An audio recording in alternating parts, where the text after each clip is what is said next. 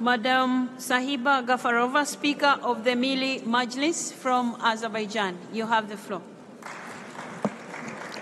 Thank you very much, Madam President. Honorable Speakers of Parliament, distinguished colleagues, ladies and gentlemen.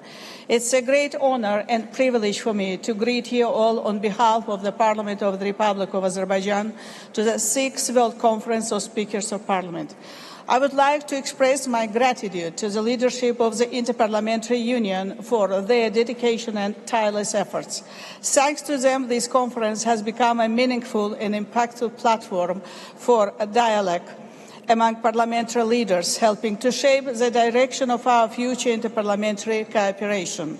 Colleagues, since our last conference, the world has undergone significant change, and unfortunately not for the better. At our previous conference, we focused largely on the COVID-19 pandemic and ways to respond to it.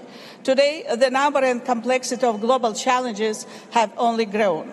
These challenges demand immediate and decisive action. Yet, in many cases, the lack of coordinated responses has allowed these problems to worsen and overlap.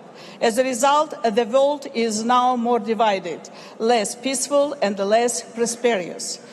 At the root of this troubling reality is the erosion of effective international cooperation and solidarity, the very foundation of multilateralism.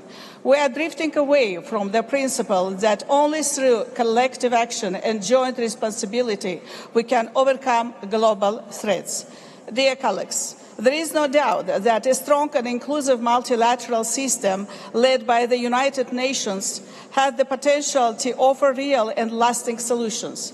However, discussions on how to reform the United Nations system continue. One thing is clear. Any reform must result in a system where all nations, not just a few, have their voices heard, where international law is respected, double standards are rejected, and decisions taken are truly implemented. Only under these conditions we can achieve the goals of peace, justice, and prosperity for all. Honourable colleagues, in this context, the growing role of parliamentary diplomacy is more important than ever. It is encouraging to see the commitment of our parliaments to multilateralism and cooperation. Our active participation in the work of the IPU, including this very conference, reflects our shared vision and determination. I especially appreciate the IPU's close cooperation with the United Nations and its efforts to bring the voice of parliaments into the global conversation. However, we must go further. National parliaments should become recognized stakeholders in the multilateral system because it's our people who are most affected when that system fails. As their elected representatives, we must be directly involved in renewing multilateralism. This will make the system more democratic and responsive. One practical step forward could be to initiate interparliamentary dialogue on reforms that better reflect the needs and interests of our citizens. Distinguished colleagues, achieving peace, justice and prosperity for all requires more than institutions and agreements.